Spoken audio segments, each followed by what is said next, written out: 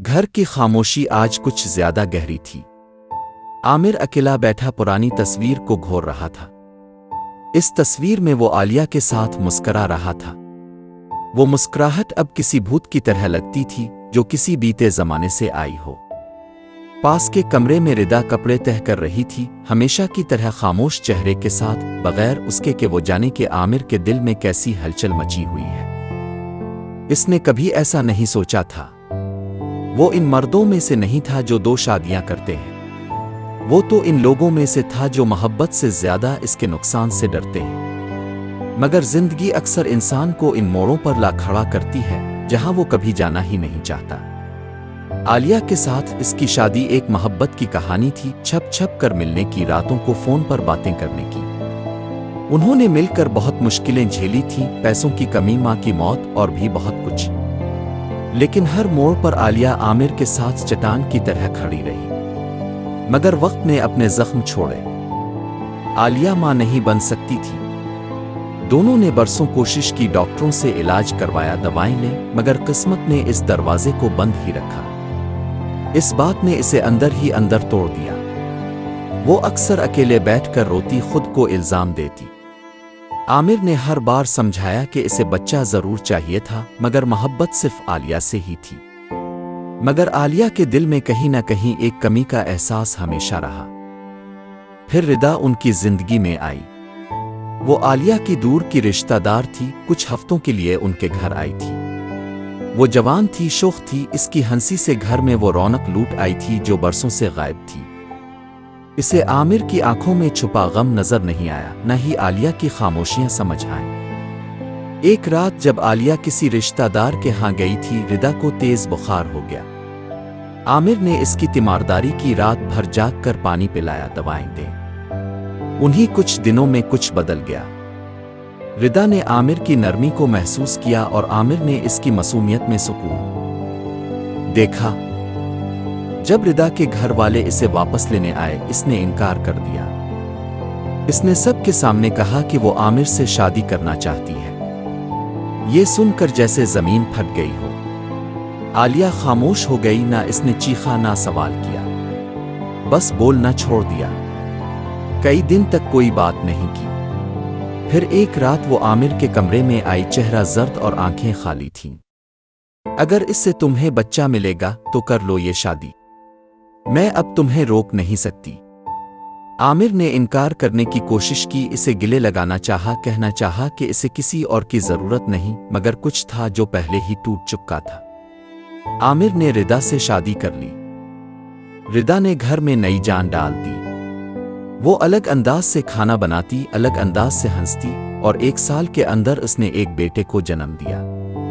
आमिर ने जब पहली बार अपने बेटे को गोद में उठाया, वो फूट फूट कर रो दिया।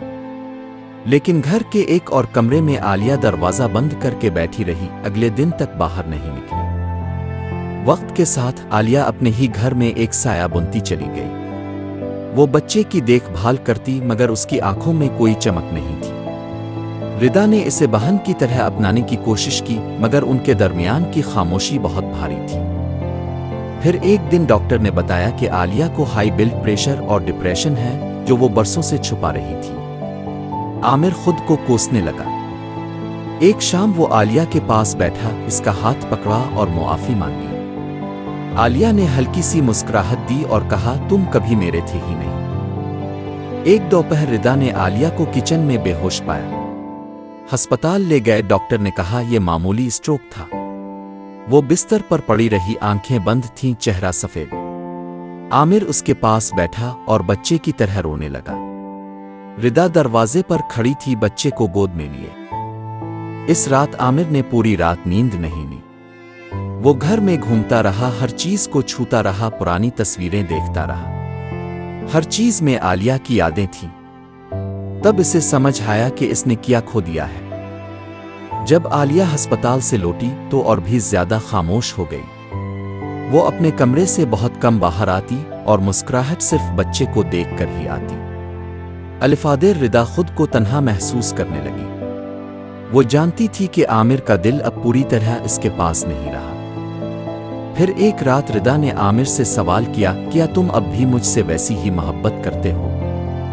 आमिर खामोश रहा। इसकी खामोशी ने सब कुछ कह दिया। एक हफ्ते बाद रिदा आमिर के पास बैठी, इसकी आंखों में आंसू थे। मैं जानती हूं मैं इस घर में किस्मत से आई थी, लेकिन मैंने तुम्हें बेटा दिया, एक घर दिया, मगर अब ऐसा लगता है कि मैं किसी की जगह छीन कर जी रही हूं। मैं ऐसे घर में नहीं रह सकती जहां मोहब्बत बांट कर मलती है। अब फैसला तुम्हें करना होगा। आमिर रहूं वो, तुम दोनों को साथ नहीं रख सकते।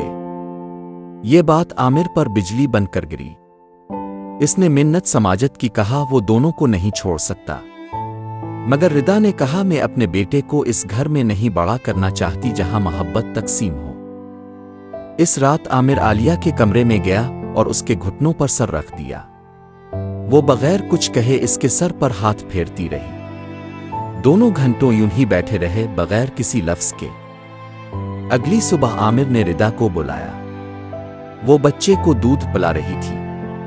आमिर ने कहा मैं ना तुम्हें छोड़ सकता हूं ना इसे, इसलिए अगर किसी को जाना है तो मैं जाऊंगा। ये घर अब तुम्हारा है। बच्चे की परवरिश के लिए जो चाहिए भेजता रहूंगा, मगर मैं अब इस घर में नहीं रह सकता। मैं तुम दोनों से हार गया हूं। रिदा रो पड़ी। इसे कभी उम्मीद नहीं थी कि आमिर सब कुछ छोड़कर चला जाएगा, मगर आमिर ने बैग पैक किया, बेटे को माथे पर चूमा और घर छोड़ दिया। आलिया खिड़की से देख रही थी। इसने इसे रोका नहीं। रिदा दरवाजे पर खड़ी थी, आंसू थम ही नहीं रहे थे। साल गुजरते गए। रिदा ने बेटे की परवरिश की, इसे इसके बाप की कहानियां सुनाई। आलिया ने बच्चे के साथ अपना पिन बढ़ा लिया।